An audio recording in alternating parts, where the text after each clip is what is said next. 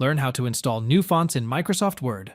Enhance your documents with unique styles by easily downloading and adding fonts to your system. Stay tuned for a simple step-by-step guide to get creative with your fonts in Word. Open a web browser and go to Google. Search for DaFont and hit Enter.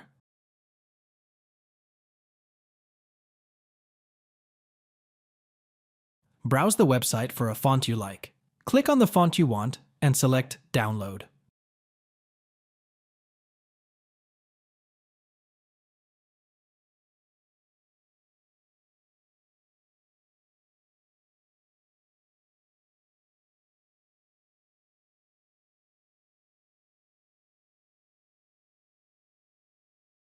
Open the downloaded zip file, extract it, and check the included text file for licensing info. Locate the font file, TrueType font file. Open the search menu and type fonts, then click on it.